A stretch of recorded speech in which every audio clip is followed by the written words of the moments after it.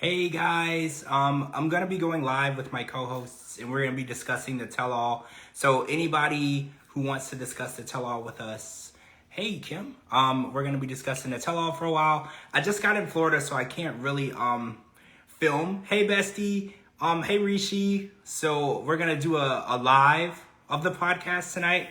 It's a first of its kind, so I hope you guys are ready for a crash course. Let me invite the co-hosts in here so we can, oh wait, I see you guys. So Aditi and Kara.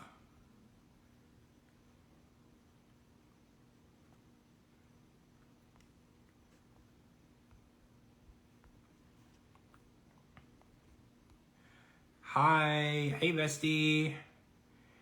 Hey Rishi, how are you?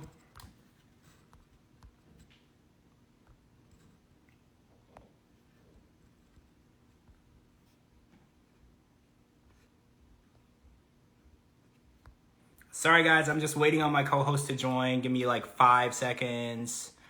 I'm trying to invite you guys. Hold on. Didi and Kara. Rishi, you should join. I feel like everybody wants to know what's going on with you.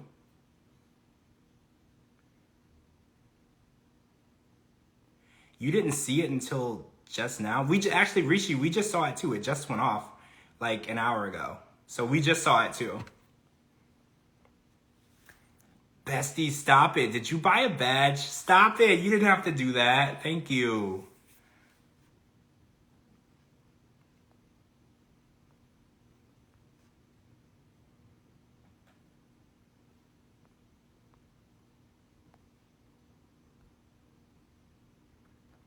There you are. Kara's here.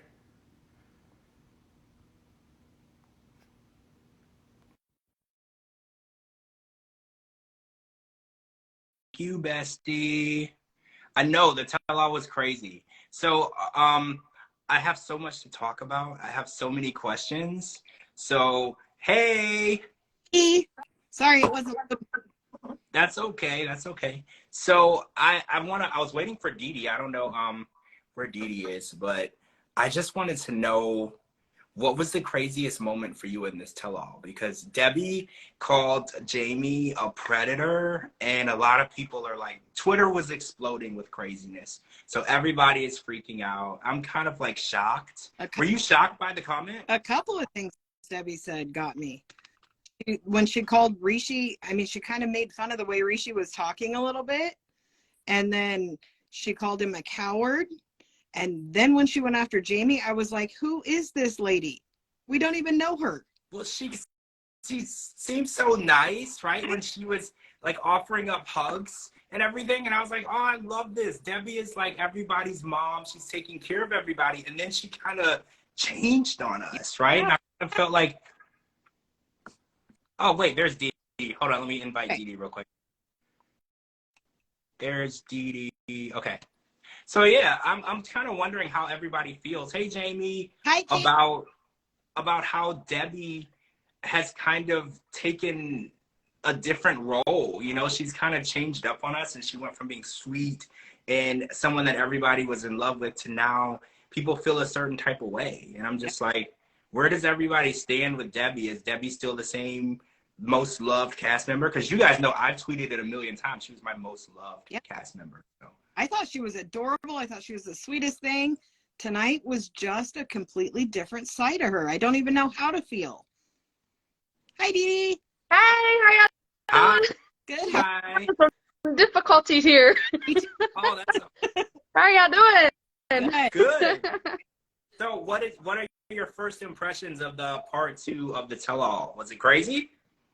Oh, wow. Yeah, that was putting it, man. You know what? If I was Nicole, I would have like, come on, man. Seriously, just punch the man in the face and just send him on about his way. Like, seriously, that's ridiculous how he was acting. It just goes to show that, you know, with Gabe standing up to him, how he just blew up. So just imagine if she's trying to defend herself, how he's acting behind closed doors. So That's what I was gonna say, because she was apologizing for him, and I was like, this marriage is gonna be constantly her apologizing for the way he's acting.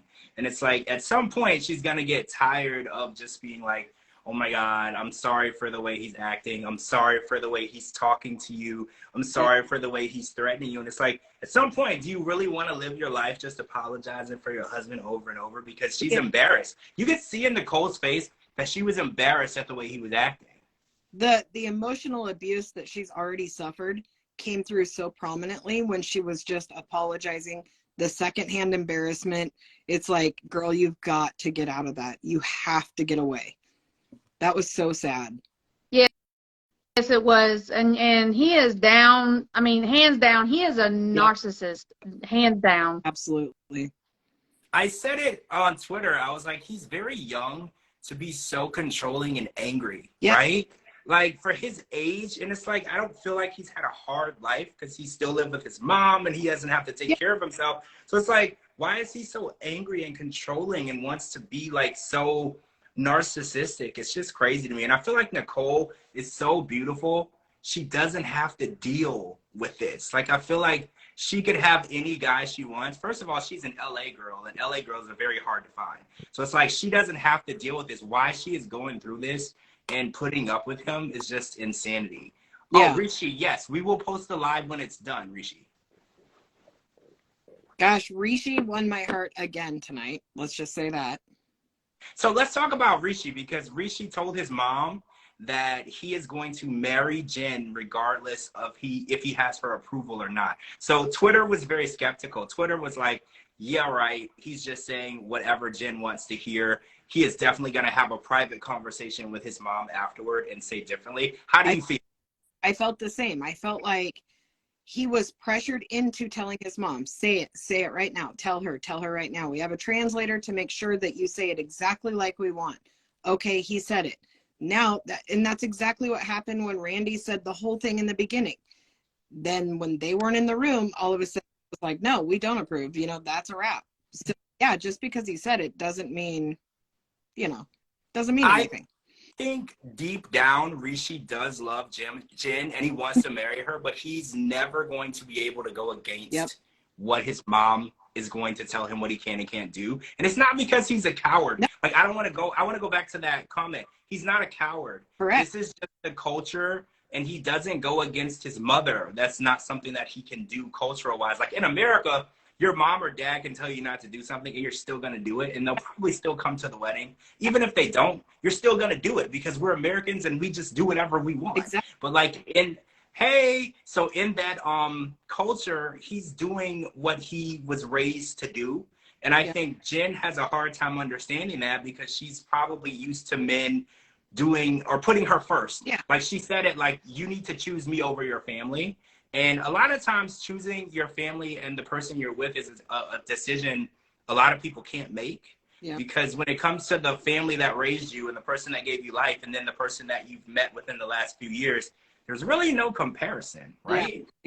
Yeah, exactly. And then, following, Jen and Summit, we already know that their culture, they respect their parents before anything. They always put their parents and their family before anything and anyone. So this doesn't come like as a surprise to us. We pretty much knew. And then the age difference. Yeah. They're wanting grandchildren. They're wanting, someone closer to his age. I get it. I mean, they love each other and I hope they do work out, but I'm in agreement with Veronica and Tim. Yeah. He probably, as soon as they got done with the conversation, called, his mom and said, don't believe nothing that's being said. I'm being forced to say this or something. Yeah. So. But I think that I really, really, truly believe that Rishi loves her and only her. I don't think he's out trying to be with anybody. Randy made the comment that when they were apart for the 6 months, she thinks that maybe he was out with other girls. I don't think so. I think Rishi spent a moment trying to get a hold of Jen. Like, he loves her. It's obvious. Yeah, he makes it obvious that he does love her and she loves him. But do you remember, though, earlier in the season, Rishi had a really close friend, and his close friend said that, Hi guys, I don't have any makeup on. I'm going to turn my camera off. You're so beautiful.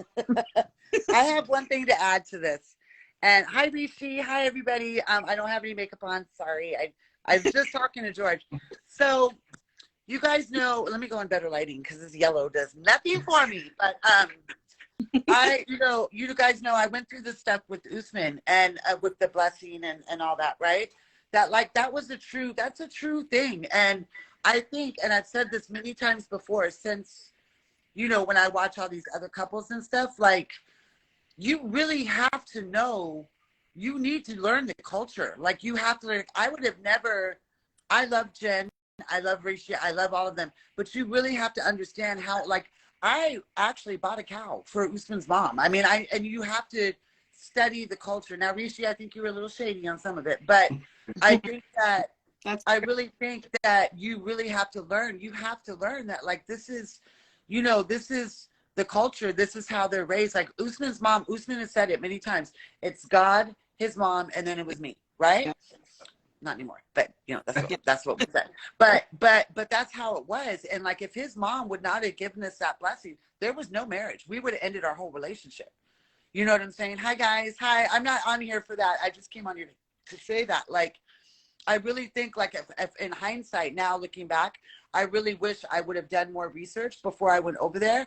And because, like, certain things that I know now, I probably would have done differently over there. You know what I'm saying? But I really think that you have to learn these cultures. Like, Summit is like a rare case to me. Like, Summit was just like, I'm going to do this, and I respect him for it. And Jen respects his culture. And I feel like Randy, I feel like her friends they don't quite understand it. So No, it's easy. You have to learn it and you have to respect it. If you're going into a relationship with somebody that's overseas, you have to learn, like, everything. Like, I made a lot of stupid ass comments, like, about the second wife. Hi, Jamie. That's my queen right there. I made a lot of comments, like, rude, comments about the second wife that I sounded like Handmaid's Tale. Okay. Because I was only listening to what Usman told me. Okay. Like, I believed what he said. But when I came home and I started researching it on my own, I was like, oh, okay. So I got it now. I'm just not saying Usman lied, but Usman has a tendency to he used to have a tendency to just tell me what I wanted to hear, and I had to learn that stuff. Like Jamal said, like the half stories and stuff, but I think Jen and Rishi really love each other. Mm-hmm. I totally believe that they love each other. I totally believe, but it's like, that's one reason I ended it with Usman. One of many, but it's because I know he's got to go get married. Like, you got to go do your culture shit. You have to do that. And I have to even though as much as I loved him, I had to let him go in order to do that, and I'm not saying I'm perfect because, I have my issues too, but I just really feel like before now, not in hindsight, I'm just like, fuck, I wish I would have learned this stuff way before, oh, I don't look that bad today. Okay. I don't look that bad. Always look beautiful. So wait, so Kim. Hi, Dee Dee. I've never met you before. Hi, nice to meet you. Hi, how you doing? Yeah. Nice to meet you. Okay, I didn't come on here to have all y'all talk shit about Usman. No, we're not together. There's no need for that. Don't do that. No. Okay. Yeah. I'm reading the comments. This is all tell-all. We're only talking about part 2 of the tell-all. That's all that we're talking about today. So, Kim, I was wondering, do you think that Rishi deep down believes that he's going to be able to convince his mom to let him marry Jen, or do you think he's just telling Jen what she needs to hear so she doesn't break up with him? Because that's kind of where I'm at right now. I'm not sure. No, I think he really loves her, and I think he'll put the line in the sand. That's all I can. I can't really talk about too much, but that's what I think. I really think that he's going to put his foot down. Rishi, don't let me down. Don't let me down. So, I mean, I think he loves Jen a lot, but I don't think he's going to stand up to the parents. I think when the parents say no, no is no. Well, yeah. Usman played me big time. Somebody just said Usman played me big time. Well, we're not together anymore, so. We're not talking about Usman, guys. We're talking about the tell-all tonight. That's what that's what the conversation is about. We're not going back into that before the 90 days talk and happily ever after talk. That's for another day. Yeah. All right. Well, I'm going to get off here anyway. I just came on here to say that, but I really think that love is love, and I think that everybody finds their person at one point or another, and I really think that you just really have to study these cultures before you go over there and get all that. And Rishi, you should have been honest. Sorry. Okay, I'm gonna go now. Okay, bye. Okay. I'll be Bye. Bye. Okay. All right, so I want to jump over and I want to talk about Chris and Jamie, because there was some stuff that we saw on this tell-all tonight about Chris and Jamie that has everybody on Twitter talking. It's trending worldwide, well, countrywide. It's trending. Everyone is talking about it. And we know that the rent situation, and we know that Jamie told us that she's now in debt from all of the bills that she accumulated because she got married, and then for 5 months she was on her own and not working. And Debbie used the term predator. She said that she was taking advantage of Chris. And I know a lot of people, no, Jamie's like, I gotta go. You don't have to go. You don't have to go. We're just gonna be honest. So a lot of people feel like Debbie was wrong for that comment, because did Jamie really take us? Oh, and there were numbers discussed. There was $1,150 is what Chris said, or is what Jamie said, and then $10,000. But yeah, Chris was using the number of things that they did together, which I don't think that counts, because if you go out to eat together, yeah, go ahead. I'm sure she was counting her flight and everything. 1,150 is vastly different than 10,000. So, yeah.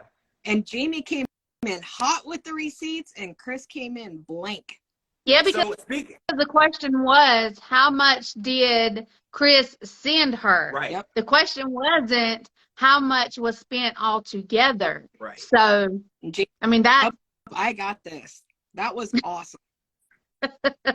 Yeah, hands down, Jamie, she was ready. She well, she knew what to have ready. So, yeah. You gotta have your receipts, and Jamie was like, I got these receipts. And Chris had some receipts too. Chris had some receipts from that time when they weren't together. Did she though? She had text messages from when she vanished for a month. That was said in the very beginning. That's no secret. That's something that was outed in the very beginning. So now Chris thinks because she knows she's going to get busted for the cheating on Jamie that she did, we saw coming up. So she tried to out Jamie, and everybody already knew that. Jamie said she was messaging this girl in Texas. Jamie and Chris had never met. They had never physically in person. They had never met. They had never been together. Chris disappeared. Jamie thought it was over. She started talking to somebody else. That was like episode 1. Yeah. So I don't know why Chris is bringing that up now as a surprise, but none of us were surprised. But Jamie came in with the heat. It was awesome. Next week, we're going to see Jamie's receipts about Chris and her ex and these photos that were sent to her. And it kind of sheds a whole different light on the story, because we've only heard like one side of the story. We're now hearing from Jamie and what was going on the other side, because we've all been painted a picture of Jamie, and we now get to listen to Jamie's side of the story, which I think is fair. Yeah. You know, it's always fair to hear what's going on from both sides. And I think that Jamie is going to show us, probably not everything, because I don't think you can show it on TV, but there's going to be some pictures that are going to change our mind about what we're thinking about, because 5 months is a long time, and we're going to kind of get a glimpse into what was going on in those 5 months. Was it just Chris working and sending money back, or was there other things going on? I think that's where the real story is going to come in. Yep. Well, I Yep. can also say that, you know, with Chris disappearing as much as she disappeared, I mean, it's like she was the one playing with Jamie and her feelings, because Jamie never knew from day-to-day basis if they were still in a relationship, if Chris was going to ghost her again. And then the day before, she was trying to leave believe the day before their wedding. She wanted to leave. Like, come on, man. Also, seriously. I mean, Chris, and then she's talking about that she has all these medical issues, but she's jumping in a pool. I mean, if you have neck issues, like she was saying, you cannot jump in a pool. Come on now. And she was coming after, saying, it's not too much. If you love your partner, this isn't too much to ask. It's not too much to ask to call your partner after work. That's not too much to ask. But exactly. So, yeah, that one. So let's talk about Trey, because Trey was on the tell-all, and he told us that Gabe pulls lots of women, right? And he didn't say that Gabe was sleeping with lots of women, but he said that Gabe is very charismatic and he can get as many women as he wants. And he feels like it's not fair that Isabel is putting everything on him, because Gabe makes his own decisions. And I kind of felt like that's true. You know, if Gabe wants to hang out with Trey and they want to go out and talk to women, it's not just Trey's fault. You know, you can't just say, well, Trey's a bad influence, because Gabe is an adult. You know, he can make his own decisions. And I just feel like if she doesn't trust Gabe around Trey, that's not something that you can just blame on one person. Yep. And I feel like they should talk about it. And if he can't hang out with Trey, then he can't hang out with Trey. And the funny part is, she said that she's friends with Trey too. And I was like, I have friends and they don't usually call me a womanizer or call me loose or say all these things. I was like, that is not a friendly way to describe your friend. So I don't feel like they're friends. I feel like this is an enemy that she is letting Gabe associate with under her supervision, right? I agree. Yeah, I think she tolerates him because of Gabe. Yes, I agree. But should she though? Because it makes her feel uncomfortable. You could tell from this tell-all, everything that they do together makes her completely uncomfortable. She doesn't trust what's going on. And it's not that she doesn't trust Gabe, she doesn't trust them together. And I can understand that, because I trust people, but I know that there's people, like, they grew up together, they drink together, they've done things together, and I don't trust them together, like under the influence of drinks or under the influence of other things. I don't know what they would do together. I trust them individually. So I kind of understand where Isabel is coming from. She can't just say, I trust them completely, just not, I don't trust him. It's like she doesn't trust them together. And it's like, Trey does bring home lots of women. But another thing, is it fair that we're shaming Trey for being single? Because is there anything wrong with Trey being single and dating around? Not at all. But No. that's also, she almost said that by herself. Well, without her saying it, he said, I can hang out with Gabe as long as it's with her. Right. So, you know, I don't trust them apart. I trust them together if I'm there. So what do we think about Randy and Myra's opinions of the couples today? Because they all had an opinion of everyone. So do we agree? Do we disagree? What do we feel about? Because a lot of people feel like Randy has been pushing the issue and trying to make it seem like Rishi is way more interested in her than he leads on. So first of all, who do you believe in this situation? Do you believe Randy or do you believe Rishi? Because Rishi said that she was the inappropriate one, and then Randy says that Rishi was the inappropriate one. Who was inappropriate here? I believe Rishi. all Randy. along. Really? Randy Okay, I want to is hear in both. the wrong. Okay, I want to hear Randy both. is in the wrong. Yep. I agree. I believed Rishi all along. So you think, because Randy said, I asked him for a special picture. Yeah. I know what that means. And I was like, you asked him for basically a special picture, and then you're going to throw him under the bus. I was like, it is inappropriate because you knew he was in a relationship for you to ask that. So it's like, are you her friend or are you her enemy? Because if you have friends like that, who needs enemies, right? Your friend is asking your person you're trying to marry. First of all, okay, if let's rewind back just a little bit, okay? Why did she even offer to do this for Jen? Like, what friend is gonna just out of the blue say, oh yeah, I can text him, I can catfish him or whatever? Who does that?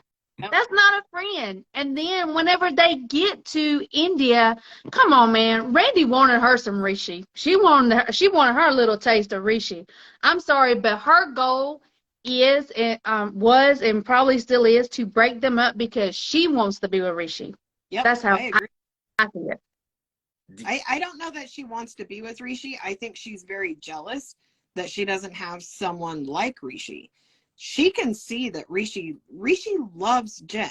I've said it 100 times. I'll say it again. She's just jealous of the situation. Jen is very influenced by them. And as we saw in the very beginning, Jen loved him, had no doubts. And Randy's like, well, look, I'm going to do this. And then all of a sudden, he sends her a photo from his Instagram from 4 years ago, 5 years ago, whatever, that everybody's already seen. And she blows it up and makes it a big thing. He's sending me shirtless photos, blah, blah, blah. That was not a big thing. And then she says, there's more that you guys just didn't see. She says it on the tell-all tonight. There's more that you just didn't see. Well, then Rishi says they were inappropriate. Well, who was being inappropriate? Randy was. That's why we didn't see it. That's why Randy deleted it. She said, I deleted it because it was inappropriate. So I think that she was reaching farther out than she could reach. I don't know. I'm confused by the whole thing because Rishi said that he knew that she knew Jen from the start, so for him to say anything inappropriate would have been stupid. Yeah. So it's like, I don't buy that he was being inappropriate with her, and he's the one that blocked her. So Yeah. that's another reason why I feel like he's telling the truth, because if he wanted to really meet her and really cheat on Jen with her, why would he have blocked her? He could have kept it going. I think he blocked her because the conversation kept getting more and more inappropriate, and he knew that it was going to come back in some way, shape, or form, and she was going to try to put it on him. Like, I feel like he caught on to the game. Yeah. Yeah, and he was probably trying to see how far she was going to take it. That's why he was asking her all those questions. I mean, if you are going to try to catfish someone or to see if they're actually doing something, why are you going to use your own profile and why are you going to use your own name? Yep. I mean, come on. Yep.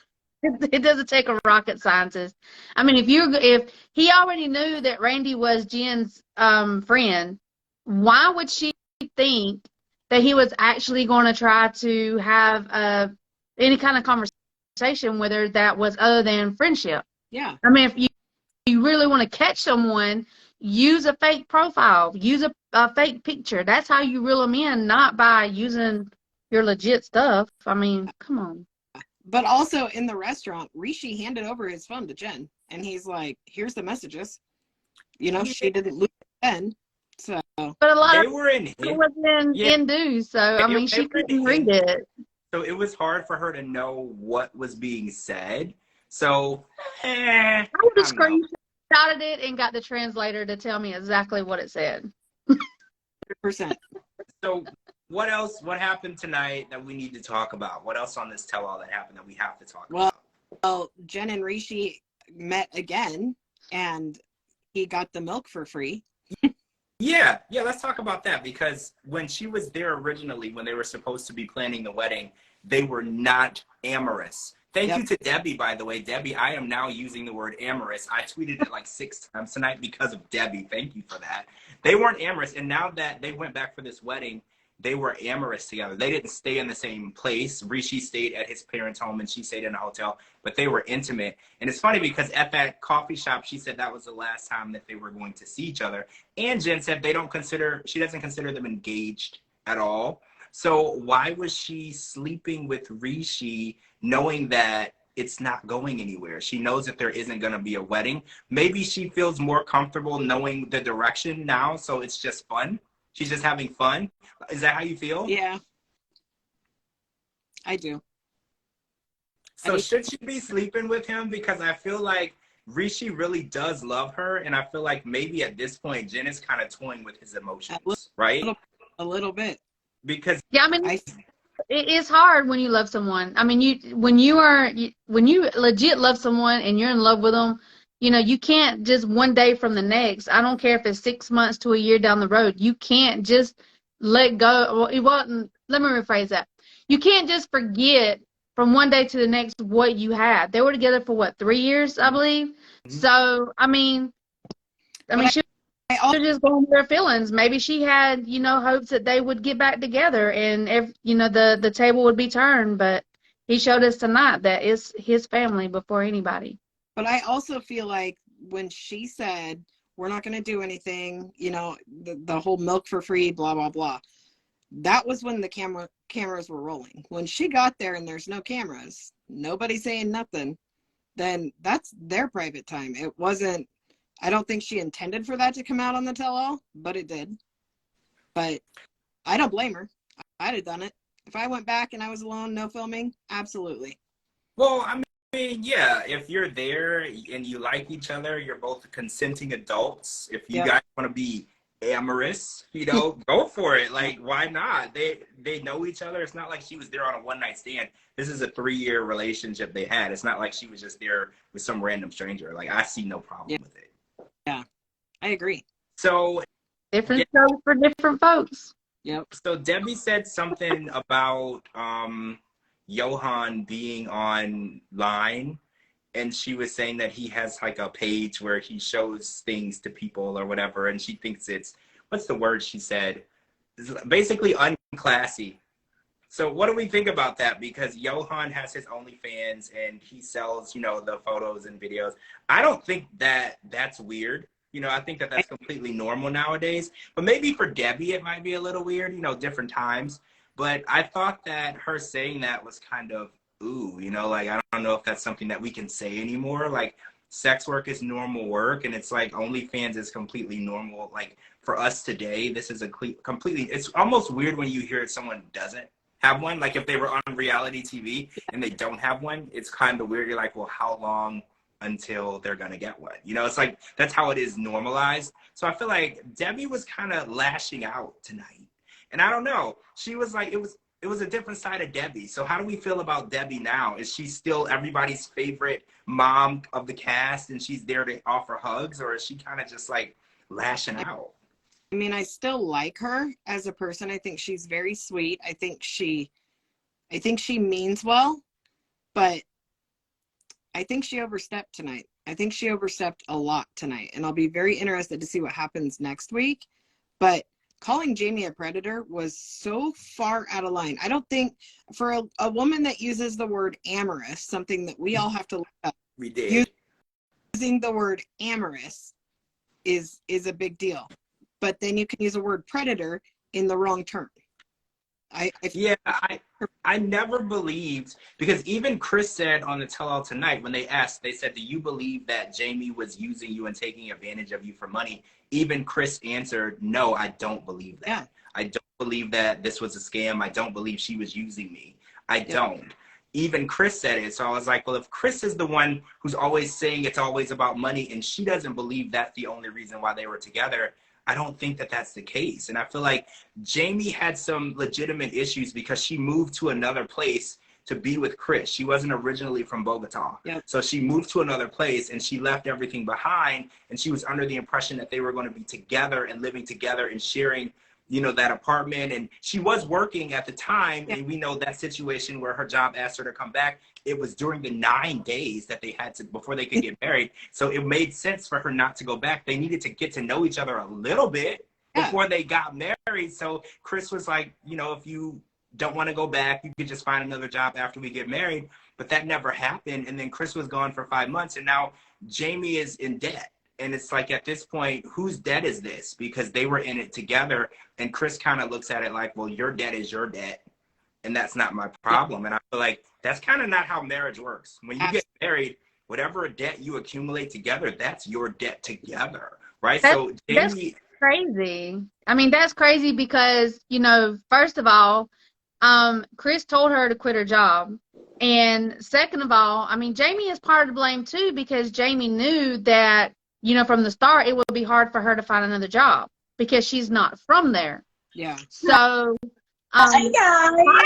hi. Hola, ¿cómo estás? Ay, me encanta que hable español. I'm so happy. But I'm sorry, I go to bed right now, but I'm very, very interested about your conversation because I listen to all you say and say, oh my God, I think that. Oh my God, I think that. And really, I love you. And you know, I can't talk too much right now, but I'm so excited. Thank you so much for the support. I love you so much. And I don't know, I know have expressions and you understand how to feeling about this amazing group, okay? I love you so much. We love you. We love you too. And after the tell-all is aired and everything, hopefully we can have you on and we can have a conversation with you and hear your side, you know? Yes, it's incredible. And I need to say, in this moment, I feel so mad and so mad. And you can't believe how much bad I'm here in this moment. But right now I listen to everybody and support me, and it's incredible. It's surreal. I'm really surreal. And don't worry, I am a baby shaki baby shaki I am so glad to see you're okay, because we were so worried. We saw the way you were shoved on the show, and everyone was so concerned about you. So Man. I'm so glad that you're okay, mentally, physically, and emotionally. We're just glad that you're okay. all time. I think this is more important for me, and I'm so good all the time, and I'm trying to the bad situation, and traigo, o sea, extraigo, no sé cómo decirlo en inglés, si me ayudas, extraigo la mejor parte de esa situación. No puedo estar molesta con nadie, no puedo estar molesta ni siquiera con Chris, porque eso no puede existir en mi corazón, porque si no, no tuviera este semblante, mi amor. And I'll look for 20, and this is because I know have bad things in my head, you know, and this is reality, and I'm okay all the time. I'm a little sad sometimes, or I'm a little rude because I say, oh my God, what do people think that? But I'm okay all the time. And thank you so much, guys. And you are a very big support for me. I love you. Oh, we love you too. Thank you so much. Talk to you soon. I need to go because my manager look at me and kill me. Bye. Bye. That was sweet. Yeah, everyone from the cast is not supposed to join. So if anybody asks if Jamie was here, everyone say no. Because they're not supposed to join until after the My lips are sealed. Yeah, we saw nothing. She was But never here, guys. what she was saying is that she was always trying to find the good in the relationship, and that she don't never hold a grudge, or tries not to hold a grudge towards anyone. But that's all that she could say at the moment. Yeah. Well, I love to hear that, because she definitely has a lot of reason to hold a grudge. Like, there was a lot in that relationship where you would hold a big grudge. Like, there was a lot of pain. There was shove. She has debt. Like, she's going to be learning from this relationship for like years. Yeah. So the fact that Let me tell you something.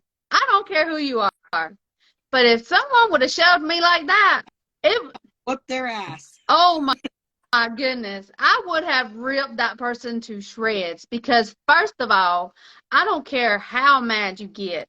You have no right whatsoever to put your hands on anybody. I don't care what the situation is. And man or woman, if you think you're going to put your hands on me, and oh no, you better hope your heart is good with the Lord above, because you're fixing to go meet him. I mean, that's the Southern in me. So I mean, I'm raised Southern, and us Southerners, we don't put up with stuff like that. So True. That right there was uncalled for. Yep. No. Oh, No. Someone said, why can't they be on the live? They can't do any lives or interviews until after the tell-all airs. So if anyone asks, she was never here. If your current season is on, you're not allowed to do anything until it's over, because there's NDAs. So if anyone says that they saw her here, just say, oh, they're lying. She wasn't here. So, but yeah, I'm glad that she, go ahead. Debbie attacking Jamie. Did you notice that everybody that Debbie attacked was everybody that wasn't there? Oh, I noticed it now. Every single one of them. She didn't go after anybody here. She went after everybody there. Yeah. She went after Johan. She went after Jamie. She did not go after anybody on that stage. That's very interesting. And you know what else was very surprising to me too? Whenever Randy was out there, they had something to say about everybody except for Chris and Jamie. Yep. I was like, wait a minute. Yep. They're like the highlight of the tell-all. I mean, you know what I'm saying? Yeah. Why are you not saying anything about them? So I was surprised. So. Oh yeah, somebody just said that Chris says that she blacks out when she gets angry. Let's talk about the. That's bullshit.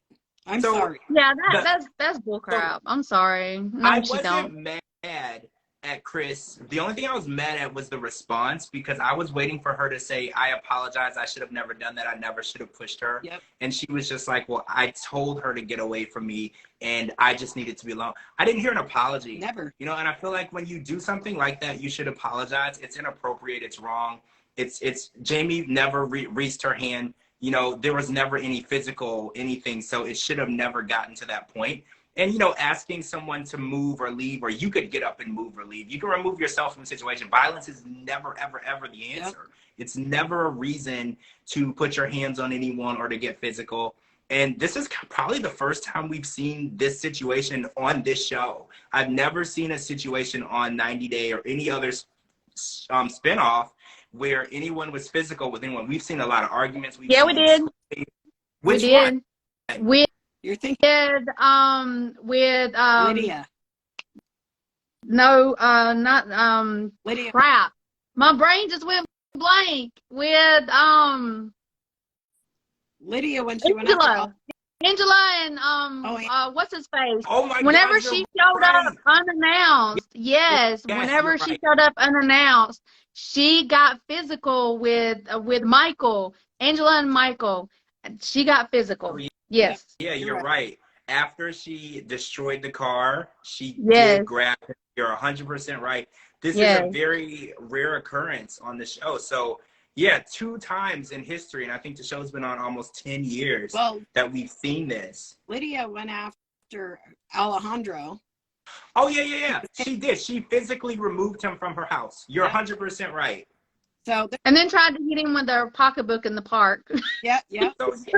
So this is kind of a pattern for Lydia. Lydia just gets physical with people, because I do remember her chasing Alejandro through the park with her purse, whacking him with it. I do remember that. So there's times, but it doesn't justify it. The way that Chris went after Jamie was that was so uncalled for. But then to say that she just blacked out, didn't apologize, but speaking of apologies, I want to commend Gabe for apologizing he apologized to Nicole and Mahmoud.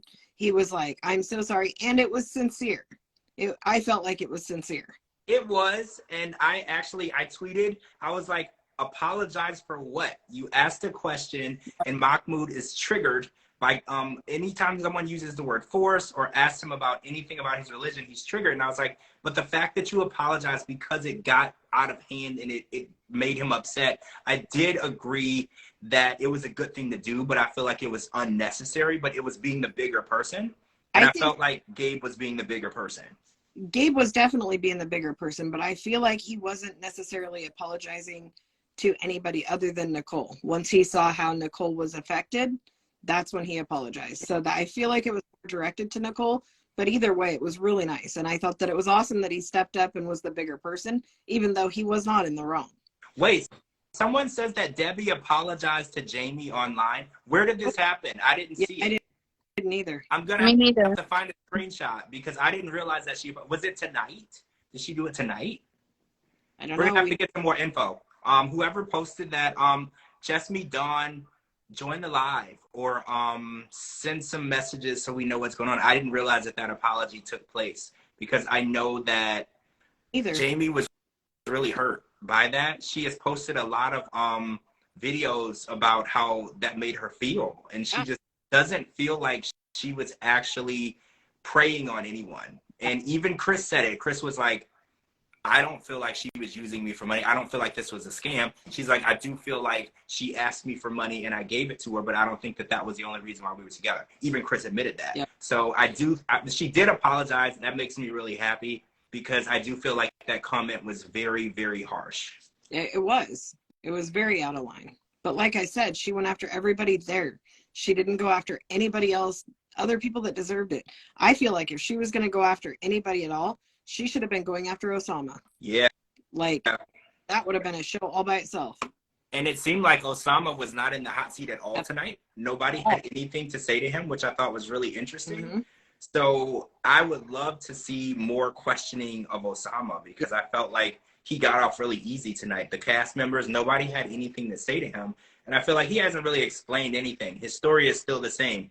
He always thought he was going to America. Debbie never knew. Yeah. So I was like, I feel like there's so many holes there.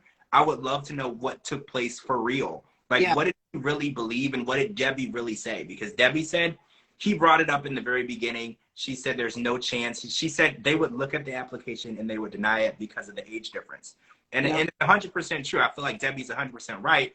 The officer would look at it and see a 43-year age difference. And he would say, this is not a real relationship. And there would never even be an interview. And I know that's not fair, but there's a lot of fraud that does go on in the immigration and getting visas. So I feel like they look for those red flags. But I mean, that is exactly. If you look at the big picture, so let's say it takes anywhere from 2 to 5 years for the visa to get approved. We know that's fact. Yes. So that would put Debbie, at approaching 80 years old, and then she's responsible for him for another 10 years.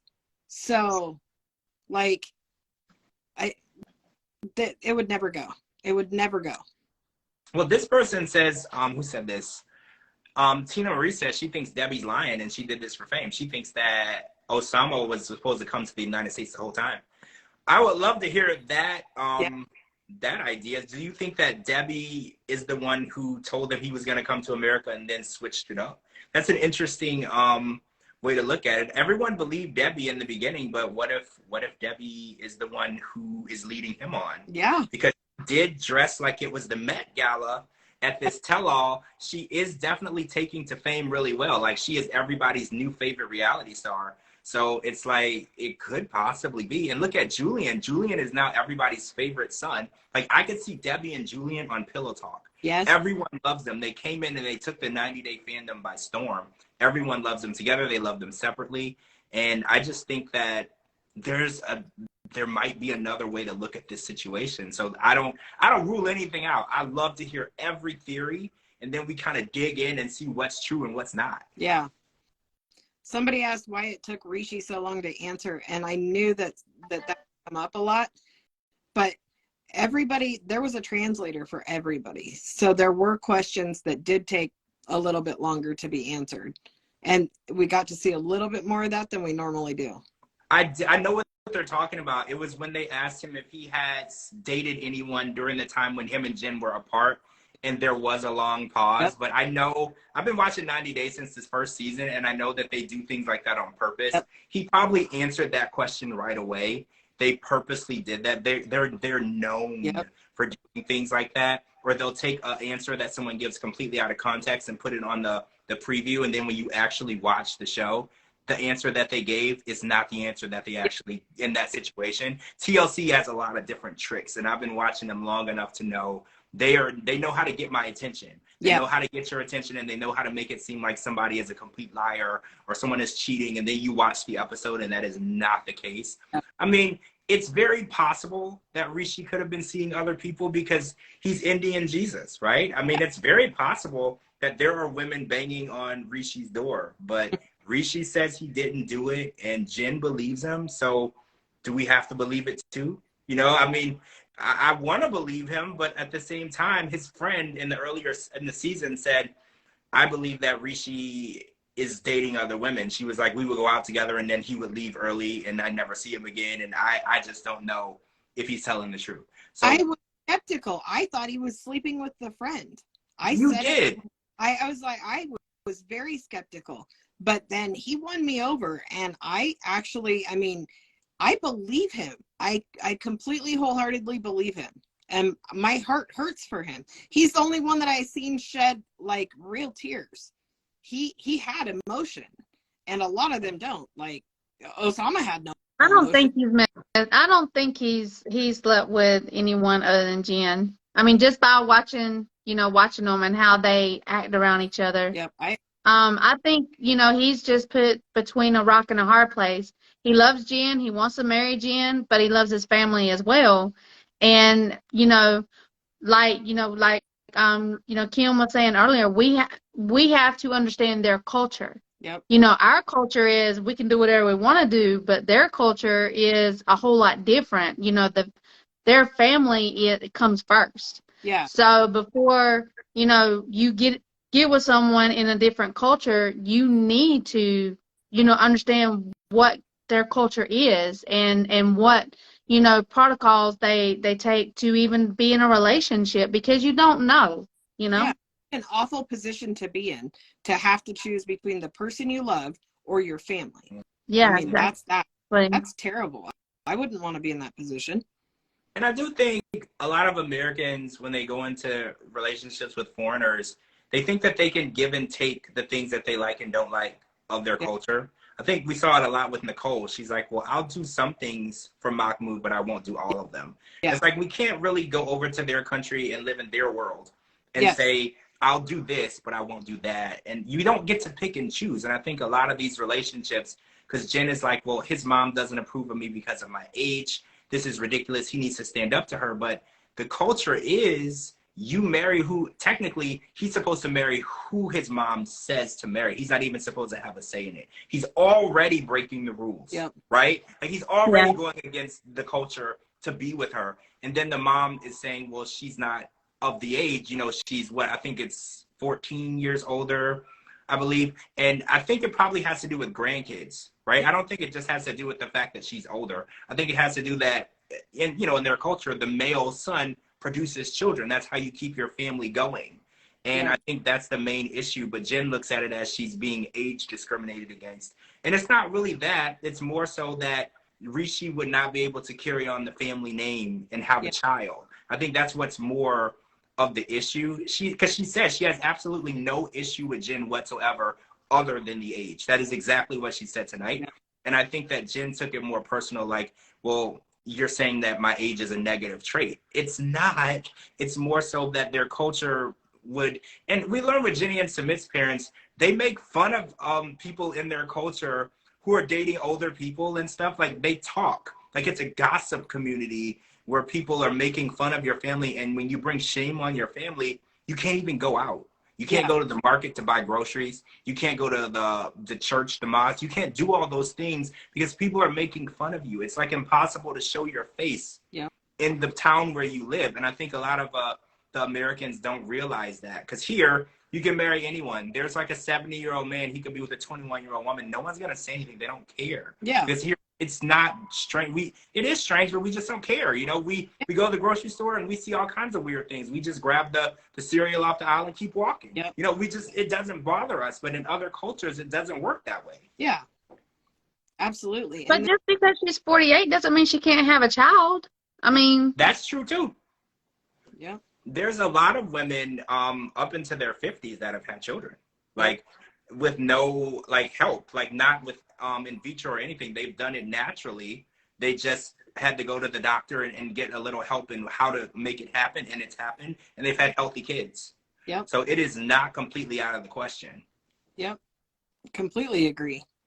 I mean, and there's other ways if that was something serious, you know, there's surrogacy, there's all kinds of different ways. So it's not out of the question. I just hope it works out for them. Honestly. I do too. I mean, I hope they both end up very happy and married. Married? I mean, Rishi is convinced he can get his mom on board. I'm not, because the way she said it tonight, she was like, I don't have a problem with her, but he's not marrying her. She didn't say I don't give my blessing. She said he's not marrying her. That's exactly what she said. It's more likely that they could get married than it would be that Jen would live in a combined house. Yeah, Jen said that was a deal breaker completely. Living in the combined house, and I get that. Like, having people in my house is like one of my pet peeves because I have OCD and noise bother. Like, I'm the weirdest type person in the world. Like, I don't even like people in the car with me. I don't like to ride in the car with people when they're driving because I think they drive bad. Like, so I get the fact that Jen can't live. And then, like, in-laws are like a disaster nightmare on top of it, because in-laws are always there to push your buttons and make you feel uncomfortable. And then they'll make you feel uncomfortable in your own home because you would live with them. And they'll always make her feel inadequate, because remember when they tried to teach her how to be a good Indian wife and how to make tea and clean and cook, they're always going to make it seem like she's doing something wrong. Because that's what Sumit's parents did to Jenny. No matter what Jenny did, they always said, oh, well, Jenny, you're not doing this right. You're not good enough at this. You're not cooking. You're not doing this. You're not cleaning. It's always going to be a never-ending battle with the mother-in-law. So Jen could never in a billion years share a house with a woman who's going to make her feel uncomfortable 24 hours a day. I agree. Exactly. Well, okay, I've got to talk about this because I know I wasn't on the very first beginning of the few minutes that the live started. Okay, Danielle and Johan, I've got to talk about this. Why does Danielle think that it is okay or even think Johan should be okay going and hanging out with her ex? Like, come on. We all know that if Johan told Danielle that he was going to hang out with one of his exes, she would have flipped the switch. It's okay if she wants to do it, but it's not okay if he wants to do it.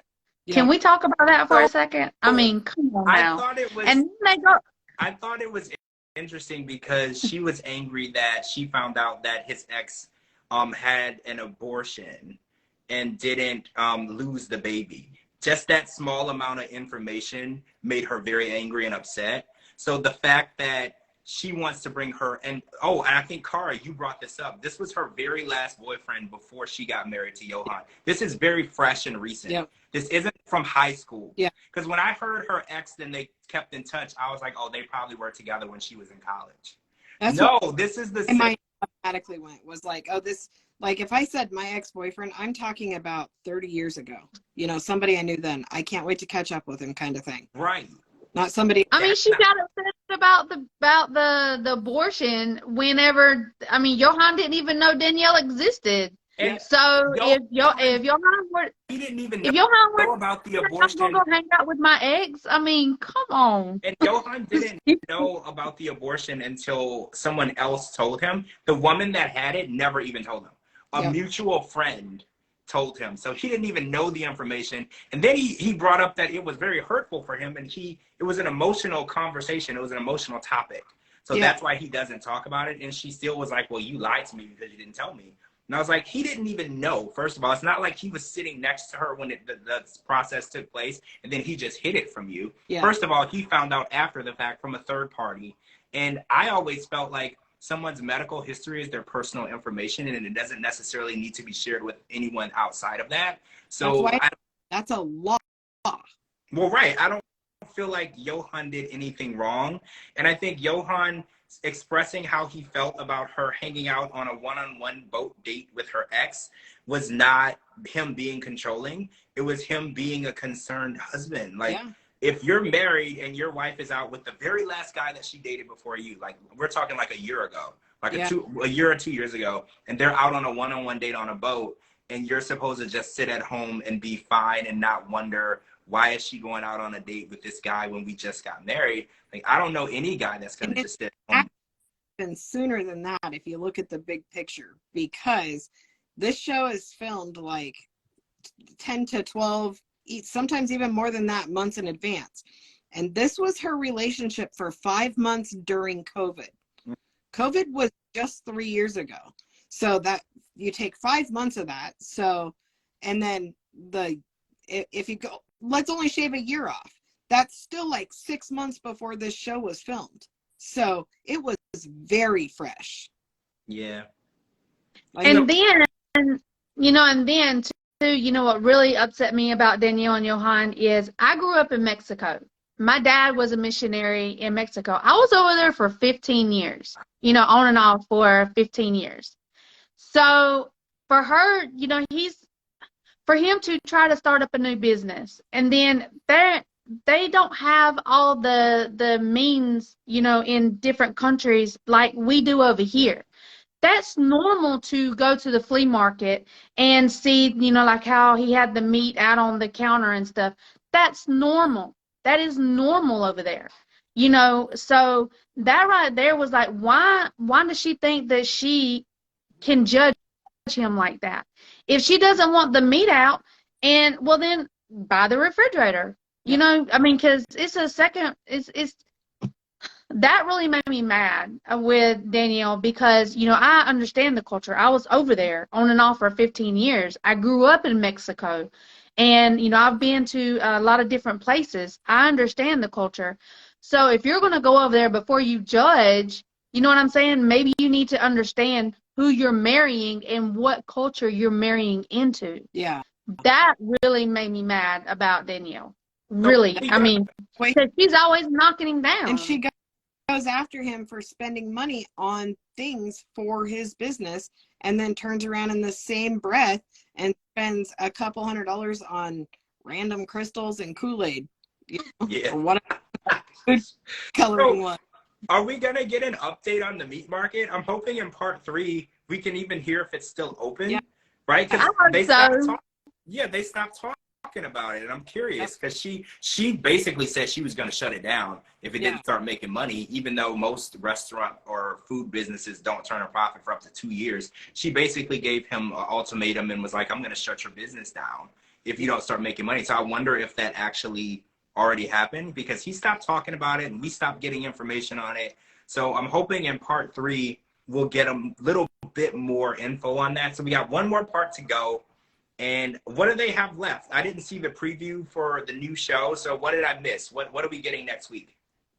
I didn't see the preview for next week either, really, other than just the Jamie's going to show all the stuff.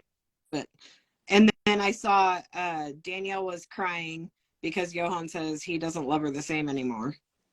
Right. We still need to find out how they're still technically married. Remember, she didn't explain how it's technically. Yeah. Because they made it seem like she's not really with him. It's just on paper. But Johan said, we're still married, period. I don't know what she's talking about. So I don't know if that was another, one of TLC's way of taking something out of context and making us think it's more than it is. Because I follow Danielle on Instagram and it don't look like she's single to me. Yeah. So I don't know what's going on with that. Maybe they're going to be on another show and they have to break up on this one and then they pop up together on the next one. You know how they do. I follow them both on Instagram, and neither one of them look very single, but Danielle is in New York a lot. Really? Like, a lot. Yeah, she's always doing her studio teaching in New York, and you can join in New York. And she's done a few lives where she's like, come and join the class. And yeah, she's in New York a lot. Okay, so maybe they aren't married, because we know for a fact Johan is not here. Yeah. So maybe they're not. So now I'm curious. I always thought that they would never break up. Yeah. I feel like they're Angela and Michael. No matter how bad the fight is, Yep. you're not going to break up. I've always felt that way. So maybe I'm wrong, because I did feel that way about Chantel and Pedro, and I was completely wrong. Yeah. They did break up, and it's ugly. Oh, guys, I wanted to announce they're filming the new season of The Family Chantel. I can't tell you how I know that, but it's been filming for a couple months, and I'm really excited to see the story, because I heard that there's a scene between Scott, who is on Love in Paradise right now, and Pedro, and there is physical altercation. Ooh. That's all I'll say, between those two people. So I'm really excited for the new season. That's exciting. Yeah. All right. Yeah, me too. So Americans, though. American people keep finding people in different countries. When they start the relationship, they're sending them money.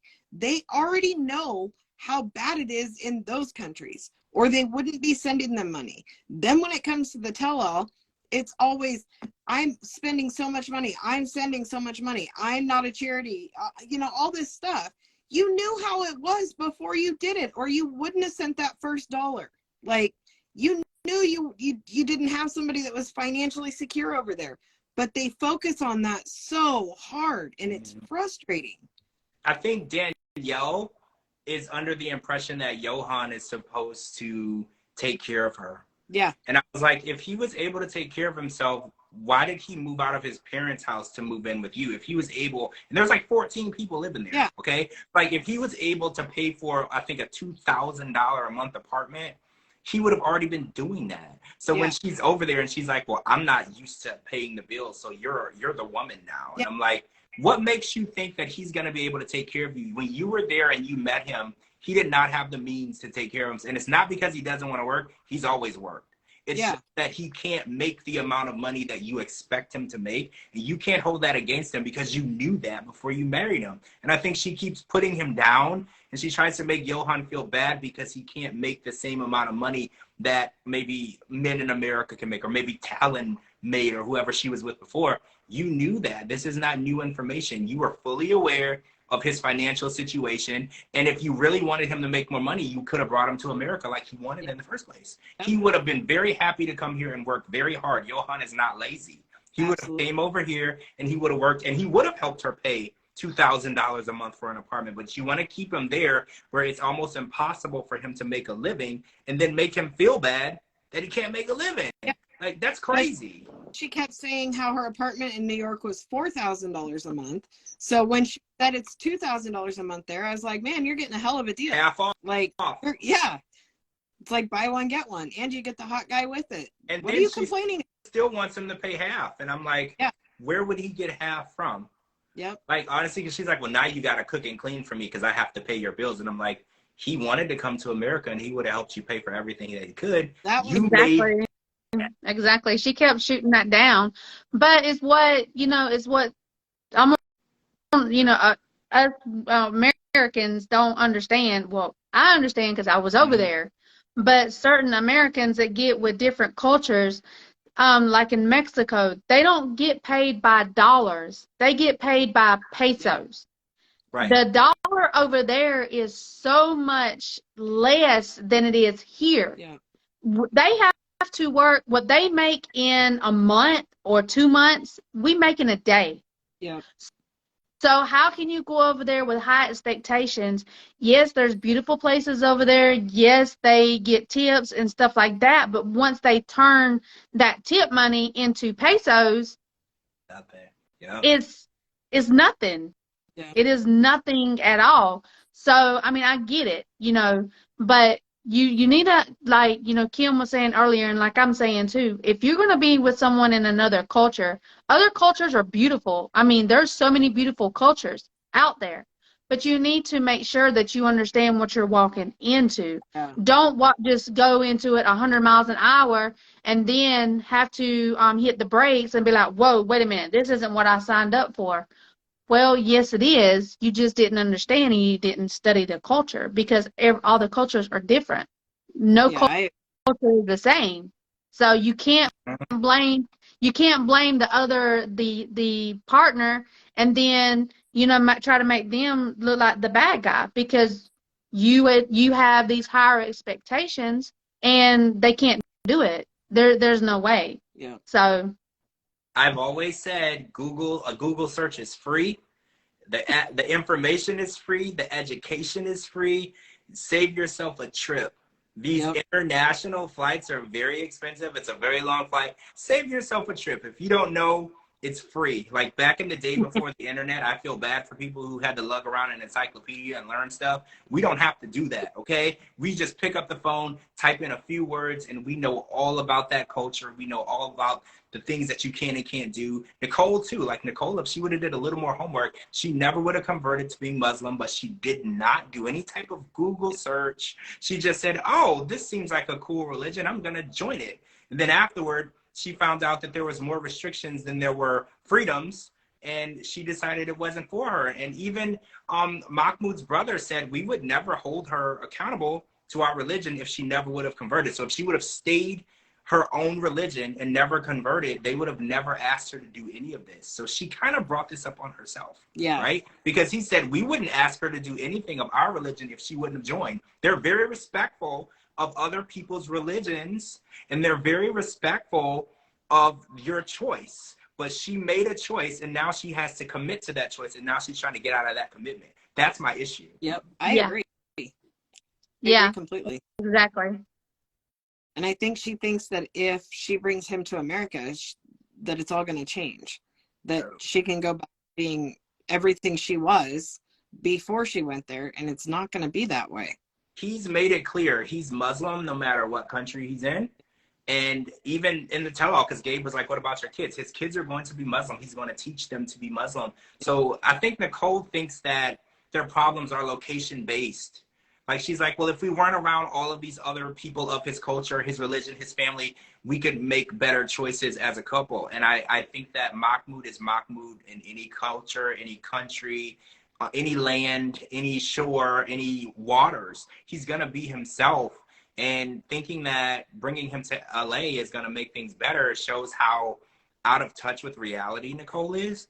Like, I feel like when you watch the distress in her face tonight on the tell-all, when she was trying to talk sense into him and he was just angry and unable to be consoled. He was just like acting crazy. He's literally walking through the streets of Cairo yelling and screaming and cursing. And she's trying to make sense of his behavior. And you could see in her face. And she's like, I have to fix this. And you can't fix it. She's in too deep. She Yep. married him, which was a mistake. I hate to say it. It was a mistake. Then Big time. she's converted into his religion, which was a mistake. And she went back to Egypt like for the third time, which was a mistake. There's all of these bad decisions. And it's like I used to be mad at Mahmoud, but I feel like Nicole is the creator of her own problems here. Yeah. Mahmoud has always been Mahmoud. Nicole has been the one who's trying to change him because everyone's like, Mahmoud's trying to change her. And I was like, he's just trying to get her to follow through on the promises that she made to him. Yeah. That's all he's doing. She promised that she would convert and she did. She could have easily said, absolutely not. She did it. So now he's just trying to get her to follow through and she's trying to back out. And it's like, I had to stop my dislike for him because he's only asking her to do what she said she would. Yeah. That's not too much to ask. Yeah, I agree. Yeah, I agree as well. All right, guys. So that's what happened on this tell-all. We're going to be back next week. So we'll probably do it this way again. If everybody liked it, we'll do a live because we used to do the pre-recorded videos and stuff. But I feel like this is more fun because you guys get to comment and we get to answer questions and interact. And some of the cast members can join too, especially after next week because the tell-all will be over. So they'll be allowed to talk and be more engaged with the lives and stuff. So hopefully some of the cast members will come on and tell us their side because we're just speculating. We don't really know what was going on. We just know what we saw and what was filmed. Hear from their side. Yeah, I would love Yeah, for, exactly. Yeah, because we don't know what goes on behind whenever the camera is shut off. We don't know what goes on and we don't know what's said. So we can only speculate. Yep. Thank you to my co-hosts, Cara and Didi, for joining me. Thank you to all of you, everyone who joined. We're going to save this live. Everybody asked in the beginning if we would save it so you could go back and watch it because I know a lot of people probably have to go to sleep. Tomorrow's a normal work day, guys. I don't know why we're up so late. So I will talk to all of you guys really soon. Make sure you tune in to Match Me Abroad. It came on after 90 Day Fiance and 90 Day Fiance Love in Paradise because we cover that. And I want to start covering Match Me Abroad. I missed the first and second episode, so we might just catch up all in one. So hopefully, fingers crossed, really soon. All right, guys, I'm George Mossey. Oh, I'm on YouTube, Instagram, TikTok, Spotify as the George Mossey Show. Find me on all of those and follow me. And please follow my co-hosts, Didi and Cara, as well. We'll talk to all of you guys very, very soon. Bye. Bye. Bye. Bye.